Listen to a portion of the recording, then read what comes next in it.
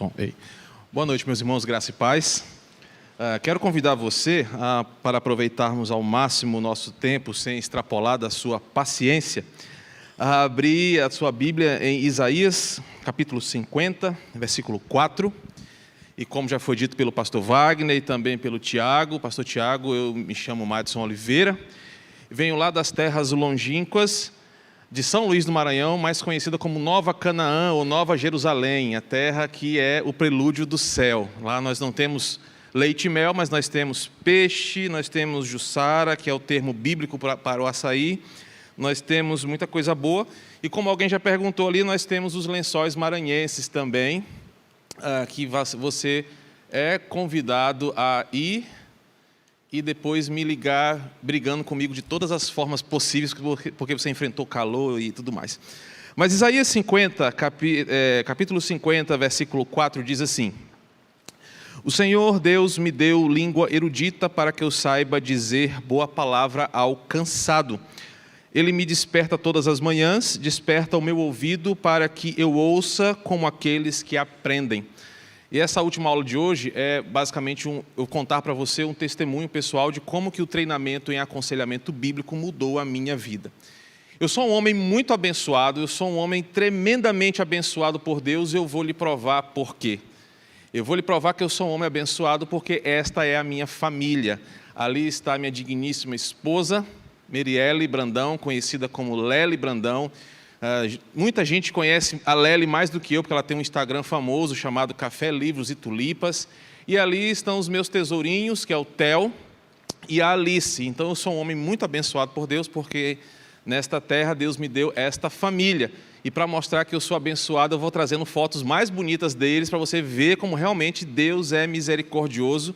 E se você é feio, você pode ter esperança, porque se Deus fez um milagre na minha vida, Ele vai fazer na tua.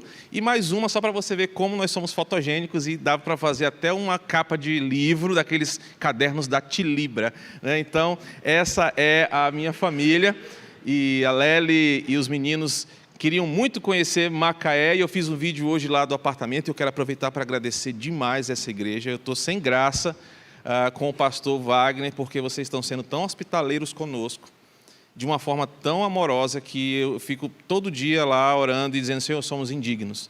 Até açaí colocaram para nós, para eu não sentir saudade da terra prometida. E eu quero contar um pouquinho para vocês como que o aconselhamento bíblico entrou na minha vida e como isso mudou a minha história, a minha carreira, o meu ministério. Eu fiz questão de colocar para você aí um breve histórico de 2001 a 2022, para você entender um pouquinho quem é esse cara que está falando com você.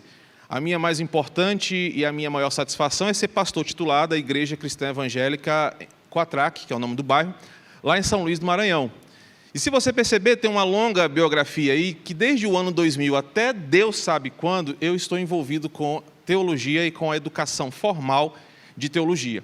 Eu formei em 2004 como bacharel em teologia. E naquela época, se tem alguém aqui que estudou teologia naquela época, sabe que era moda e era uma febre entre os pastores mostrarem serem seres intelectuais. Então, teólogos queriam ser intelectuais, e nada melhor para passar ares de intelectualidade do que fazer psicanálise. Então, todo pastor da minha geração que queria levar teologia a sério, queria parecer um homem competente, fazia psicanálise.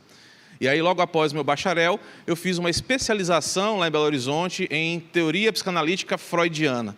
Mas eu queria ser mais intelectual, então só a pós-graduação não dava e não aquecia essa vaidade pecaminosa no meu coração. Então eu fiz um curso de formação em psicanálise clínica para me tornar terapeuta de psicanálise. E aí, logo após isso, eu fiz uma especialização em teologia bíblica aqui no Under Jumper, em São Paulo, fiz um mestrado em ministério pastoral, e bem aqui eu quero dar uma pausa. E agora, atualmente, eu faço o doutorado em Ministério Pastoral no Under Jumper. Comecei em 2020 e só Deus saberá como terminará esse capítulo da história. Orei para que a pandemia desse um fim no curso, mas não consegui, minha oração não foi forte, então vou ter que terminar a minha tese até o final do ano que vem. Mas, em 2014, eu quero que você olhe para aquela telinha ali. Eu comecei a clinicar como psicanalista desde 2009. Então, paralelo à vida acadêmica teológica, eu exercia a formação em psicanálise e comecei a clinicar como psicanalista. E acontece que eu fui ordenado ao ministério pastoral em 2011.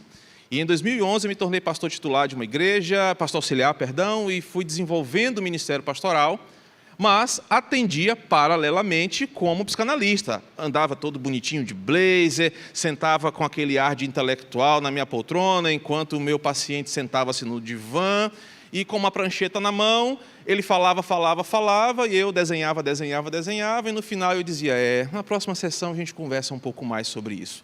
E durante muito tempo a minha vida foi essa dedicação aos estudos e à produção na área de psicanálise e ministério pastoral.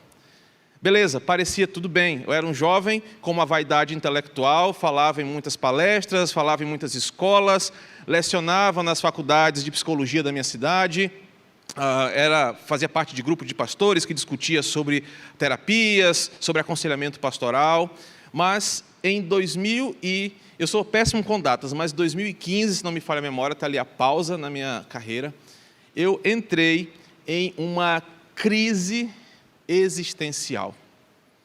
Em 2015, estava eu no meu consultório, bonito, moreno, alto, forte, atendendo um paciente, e bate na minha porta um senhor muito elegante, um senhor muito distinto, porque havíamos feito um contato para um novo atendimento. E esse senhor, aparentemente distinto, bem resolvido, me procura como terapeuta, e então nós começamos um atendimento formal com aquele senhor. Eu já tinha atendido muita gente antes dele, e ele era só mais uma cifra no meu bolso. E o problema daquele senhor era um problema muito sério, e ele foi muito marcante na minha história. Ele chegou dizendo o seguinte, olha, eu tenho 50 e tantos anos, estou já numa fase da minha vida que eu sei que eu me aproximo do fim, sou bancário, bem resolvido, estou nas vias de uma aposentadoria, formei meus filhos, tenho uma boa casa, tenho um patrimônio legal, mas a percepção de que a vida está passando diante dos meus olhos está me deixando totalmente infeliz. Pronto, até aqui legal, não havia problema nenhum, né? Eu falei, eu vou ganhar um dinheiro fácil desse cara. Mas qual foi a história? Há mais de 10 anos eu tenho um relacionamento homoafetivo com um colega do banco, nós temos patrimônio em Fortaleza, nós nos amamos, e estamos percebendo que a vida está passando e nós não podemos nos assumir e viver o nosso amor. Lembre-se, quem estava lá no consultório não era o pastor, era o terapeuta freudiano clássico, ortodoxo, formado por uma instituição que saiu daqui do Rio de Janeiro e foi abrir polo lá no Maranhão. Então daí você tira a confusão. E como terapeuta, eu não poderia me envolver nas questões morais e éticas daquele homem. A psicanálise é pautada em cima de 3 grandes teorias: a teoria da repressão, a teoria da angústia e a teoria da autorresolução. Dentro dessa postura freudiana, eu precisei, então, encaminhar esse homem para que, primeiro, ele se libertasse das suas angústias, das suas neuroses, por não aceitar quem ele era. Em segundo lugar, eu precisava fazer esse homem se libertar desse superego opressor, religioso, paterno, para que ele assumisse a sua felicidade. E, em terceiro lugar, que ele tomasse a sua decisão. Durante uns 6 meses, atendi aquele senhor todas as terças-feiras. Atendendo aquele senhor, um belo dia, ele chega no meu consultório e fala assim, Dr. Madison, hoje possivelmente será a nossa última sessão. Eu entendi o que eu tenho que fazer e nessa semana marquei um jantar com a minha esposa, vou reunir meus filhos, vou revelar a eles toda a verdade e vou assumir a minha felicidade e vou ser feliz. Eu vou viver a minha vida. Como psicanalista, eu tinha alcançado sucesso. Mais um caso bem resolvido. Freud deu um sorrisão lá das pedras quentes do inferno e disse, esse aí é meu discípulo. E beleza, aquele senhor foi para casa, fez o seu último cheque no meu bolso, ele foi para sua casa bem resolvido. Na semana seguinte, estava com horário vago na agenda, escuto alguém bater sem ter hora marcada no meu consultório. Quando eu abro a porta, uma senhora e uma jovem. E a nossa sala, o meu consultório compartilhado com os meus sócios, era num centro comercial com várias salinhas assim. E aquela senhora nem se deu o trabalho de me esculhambar, eu não sei se tem esse termo aqui, de me esculhambar dentro do meu escritório, do meu consultório. Ela ficou esbravejando da porta. Você acabou com o meu casamento, você veio estragar a minha vida, você acha que eu não sabia que aquele homem lutava com esses desejos desde quando eu conheci? Mas olha, nós somos crentes e por isso eu lutava por esse casamento e eu sei que você é pastor e você fez tudo errado. No consultório era o terapeuta, o Dr. Madison. Quando eu saía, pendurava o meu blazer, fechava a porta, dava tchau para Freud e era o pastor Madison. Quando aquela mulher falou aquilo para mim, e nessa hora você imagina, né, que maranhense é bicho barraqueiro, e todo mundo começou a botar as cabeças para fora assim, vixe, tá dando um ruim ali pro terapeuta ali, pro Dr. Freud. E foi uma confusão. E a mulher falou muita coisa que eu não posso falar no público, que eu posso ser fulminado. E desceu batendo tamanco, né? Essa expressão também é bem nossa lá, tac, tac, tac, tac, das escadas. Meus irmãos, eu fechei a porta, sentei no divã e não falei nada para mim mesmo. Só peguei meu celular, mandei uma mensagem para todos os pacientes do dia, cancelando o atendimento, e fui para casa. O meu consultório era perto da minha casa, e chegando lá, não falei nada para minha esposa, ela me percebeu como é que eu estava, eu falei, bem, tem alguma coisa errada, eu estou fazendo tudo errado. Quando aquela mulher me lembrou que eu era um crente, que eu era um pastor, e que eu era um terapeuta que estava fazendo o contrário de tudo aquilo que aos domingos pela manhã e pela noite eu pregava na minha igreja, sobre arrependimento, sobre domínio próprio, sobre lutar contra os pecados, sobre olhar para Cristo, sobre santificação progressiva, a ficha caiu. Então, em 2015, eu tive um choque existencial e foi a última vez que eu pisei no meu consultório. Foi a última vez que eu atendi uma pessoa como psicanalista. Só que a coisa não foi tão simples, porque eu passei um ano inteiro num limbo, sem saber quem eu era, se eu era pastor, se eu era psicanalista, se eu não era nada, uma confusão na minha cabeça. Foi quando, em 2016, eu fui falar num evento junto com um pastor que vocês conhecem, o Jairo Cáceres. E o pastor Jairo ouviu a minha história de um psicanalista que estava assim naquela confusão, porque tinha percebido a falha da psicanálise em tratar de pessoas. Como a psicanálise não era útil, ela não é forte o suficiente para tratar os problemas das pessoas. E ele quis conversar comigo numa conferência. E aí ele falava num tempo, eu falava no outro, e nós saímos para tomar um café. E naquela conversa com o Jairo, ele falou do aconselhamento bíblico, e aquilo me deixou assim desnorteado. O que era uma crise existencial se tornou uma crise espiritual, se tornou tudo, mas de um jeito bom. O Jairo me deu um impacto sobre a minha vida e a forma como eu estava não ajudando pessoas a mudarem de verdade, mas estava contribuindo para que pecadores se tornassem mais pecadores, com seus corações mais obscurecidos, vivendo aquilo que o seu coração pecaminoso queria viver. A conversa com o Jairo, dentre muitas coisas, criou entre nós uma amizade. Ele foi meu orientador no mestrado, é um conselheiro que, de vez ou outra, eu recorro quando preciso. Mas, a partir daí, o Jairo me fez um desafio. Ele falou, Madison, eu ouvi muito bem de você no desejo de querer ser alguém que vai deixar um legado, uma produção teológica, alguma coisa para gerações vindouras. E eu quero te apresentar o aconselhamento bíblico. Aí toda essa palestra que o Tiago deu e tantos outros materiais que a Nutra, ele me ofereceu, e me encaminhou para esse lado. Então, de 2016 a 2018, eu subi na minha torre de marfim e comecei a estudar tudo que você possa imaginar, em português e em inglês, e até em língua dos anjos, quando eu dormia, sobre aconselhamento bíblico. E o que mais marcou a minha vida, eu quero que você anote esses versículos, foi porque eu descobri em 5 versículos da Bíblia 5 formas de derrubar todo o conteúdo psicanalítico produzido por Freud.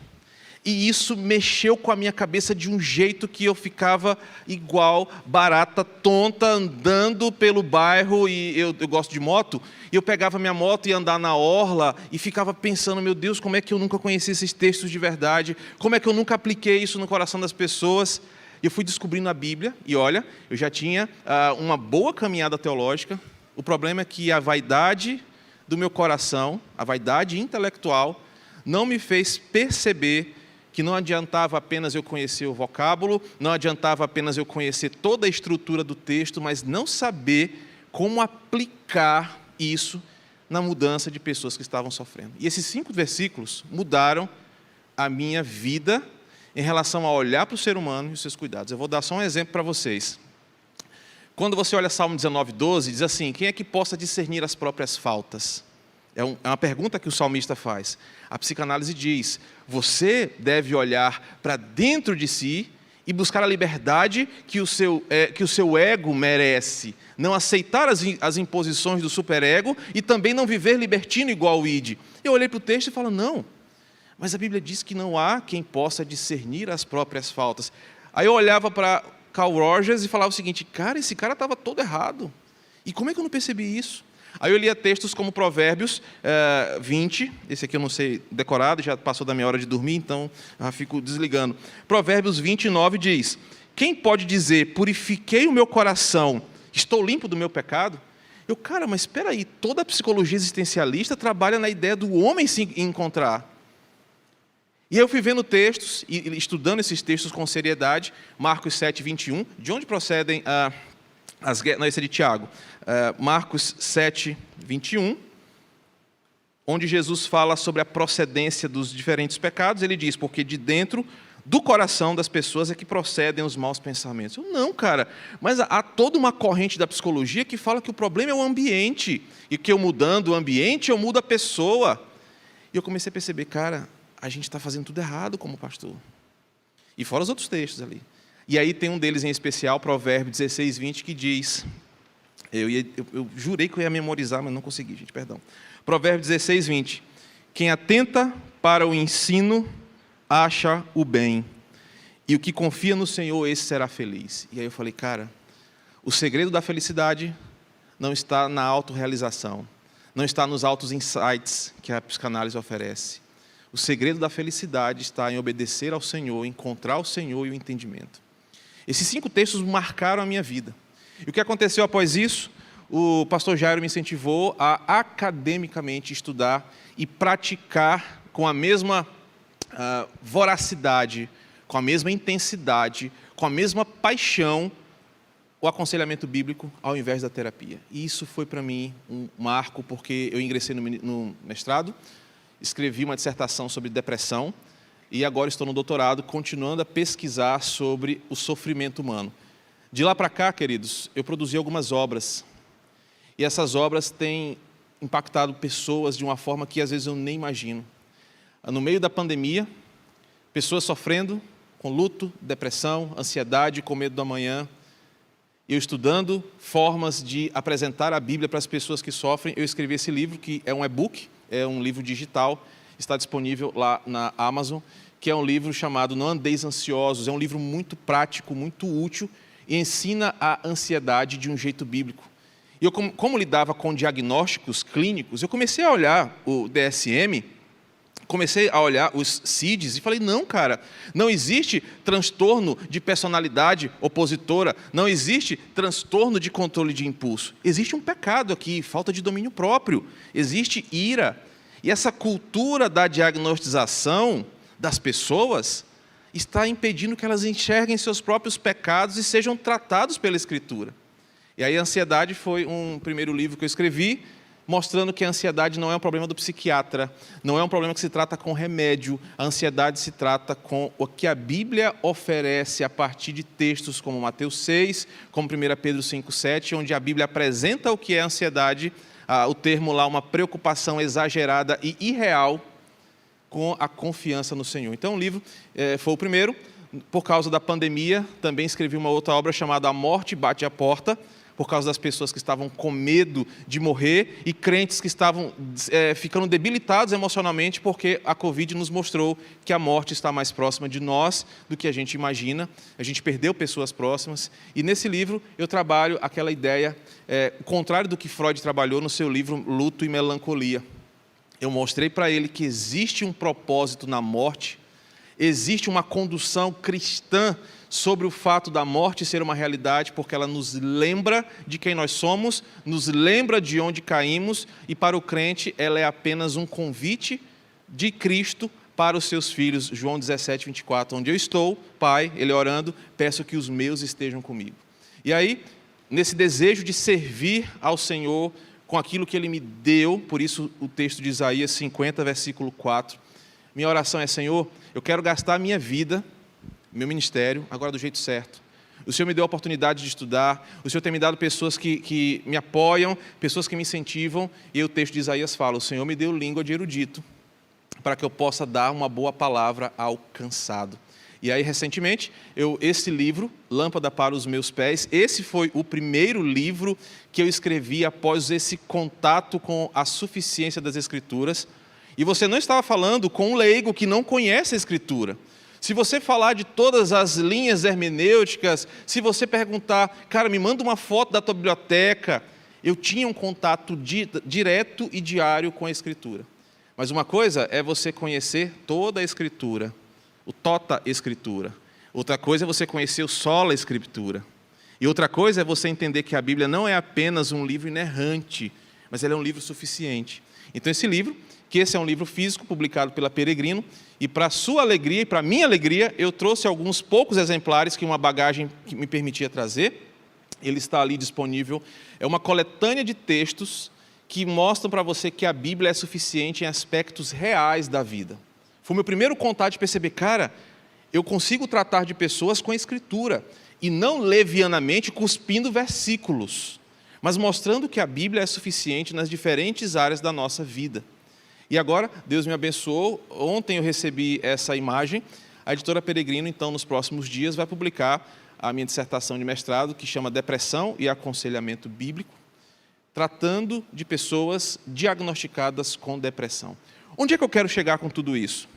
Eu poderia estar produzindo muito outro material para outros fins, mas o Senhor me ensinou que o que devemos fazer como conselheiros, o que devemos fazer como ministros, como pastores, é levar as pessoas a perceberem que a Escritura muda realidades, quer seja na ansiedade, quer seja num caso de depressão, quer seja num divórcio, num relacionamento abusivo, numa situação de alienação parental, quando nós olhamos para a Escritura e mudamos os nossos pressupostos. Se existia um pastor vaidoso por ter uma teologia humanista, mas era cego, esse era eu. Quando eu fui impactado por uma realidade de que aquele homem, aos olhos do mundo, foi tratado para assumir a sua homoafetividade, terminar o seu casamento pensando na sua felicidade, eu percebi o quanto pastores, assim como eu, na vaidade do seu pensamento, da sua intelectualidade, estão fazendo um desserviço para o Evangelho, porque não sabem lidar biblicamente com o problema dos homens. E aí, desde então, quando conheci o aconselhamento bíblico, investi teologicamente nessa área e ministerialmente nessa área.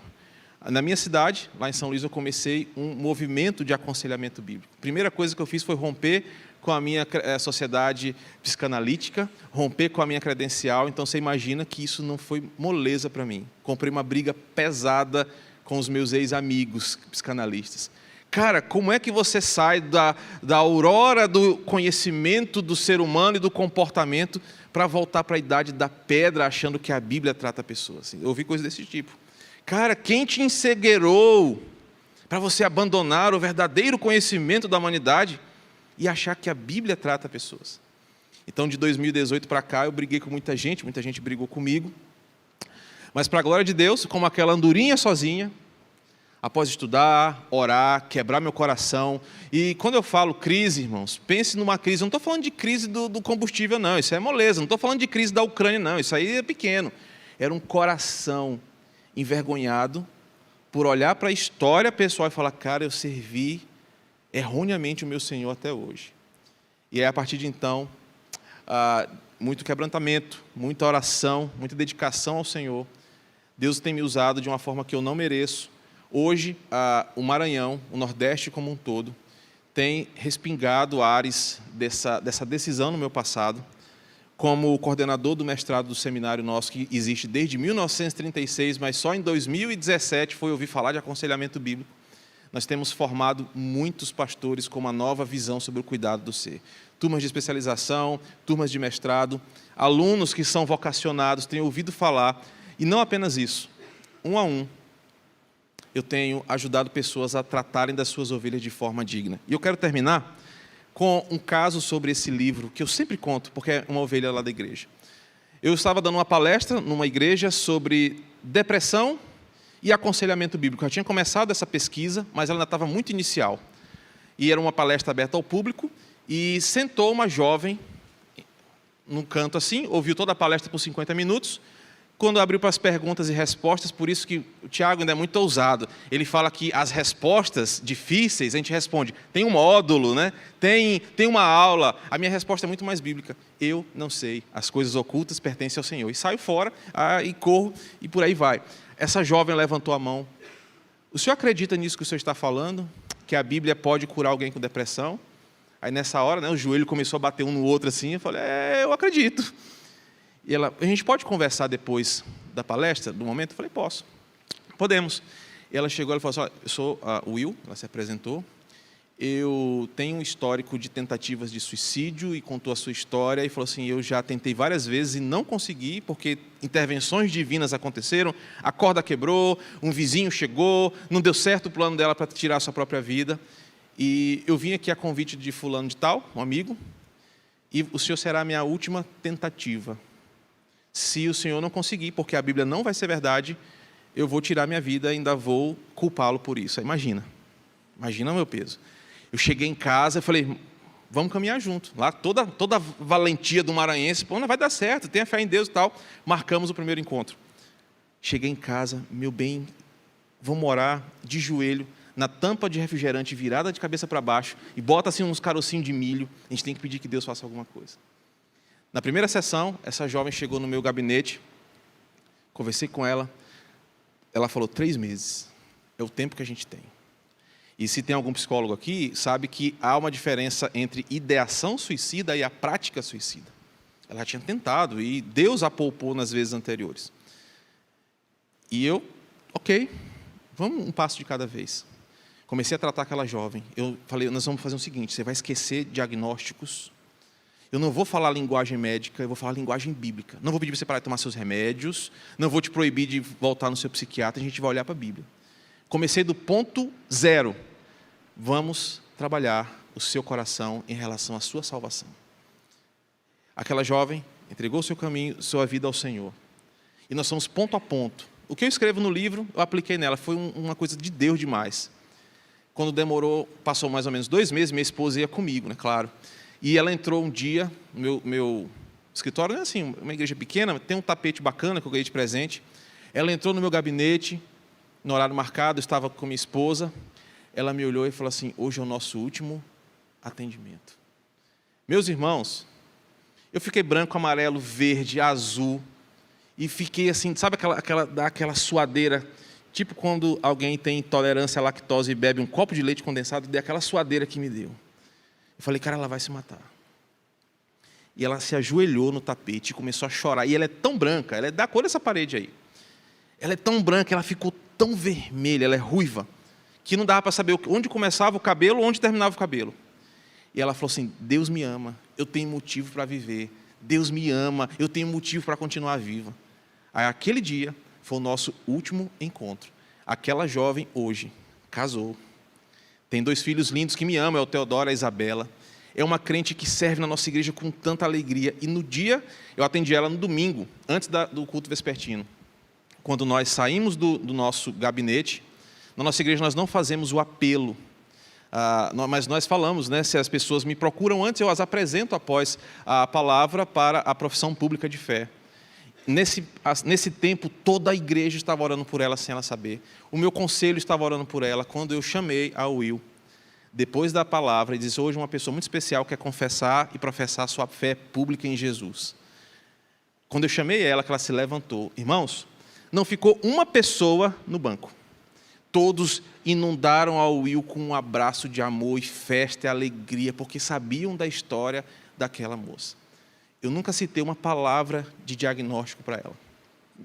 Eu nunca disse uma palavra psiquiátrica, clínica, mas eu tratei o coração da Will com a palavra. E hoje, onde ela vai, eu falo o nome dela publicamente porque a gente tem um acordo. Will, eu tenho que falar teu nome, é assim que eu vou vender meus livros. Ela, não é isso não. Eu tenho que contar a história. Onde a Will vai, ela conta. O aconselhamento bíblico mudou a minha vida. Então, como é que o aconselhamento mudou a minha vida? Quando eu percebi que o humanismo, as teorias humanas, o ser humano longe da palavra, ele não consegue resolver o principal problema do ser humano. Vocês vão ouvir muito daqui para frente, porque o problema não é o problema é o coração. E só a Escritura, aquele que criou o nosso coração, ele entende como resolver. Isso foi a mudança na minha vida. E de lá para cá, Deus tem sido muito gracioso comigo, porque além de me tornar um cara pioneiro na minha cidade, na minha região, sobre aconselhamento bíblico, Deus tem me permitido ver ainda em vida, o fruto desse penoso trabalho. E é isso que a gente vai estudar nos próximos dias. E eu tenho certeza que você sairá daqui com o seguinte pensamento: se Deus usou aquele caboclo ali na frente para ajudar pessoas biblicamente, Ele pode me ajudar. E eu tenho fé em Deus que isso vai acontecer. Deus te abençoe. Acho que agora é encerrar com uma oração e nos vemos amanhã no mesmo horário aqui para continuarmos. Olha o ponto aí, anota aí, foi certinho no tempo. Vou botar aqui, ó. Tá ouvindo? Agora não sei parar. Ai, meu Deus, peraí, pronto. Que isso? É o inimigo me envergonhando. Pronto. Meu Deus. Desligar, é aqui. Bom, pode orar? E depois tem mais algum aviso? Tu está fazendo mímica, eu não entendo. 7 horas. Ah, tá, amanhã, 7 horas. Beleza. E aí, você pode depois, na livraria, tem esse livro, Lâmpada para os Meus Pés. Você pode procurar, se quiser, nos abençoar de alguma forma. E é a parte final da palestra. Você quer falar, Larissa? Fala aqui. Irmãos, último aviso. Ao sair, por favor, deixe seu crachá na mesa, que amanhã, ao chegar, você vai pegar e colocar de novo. Tá joia?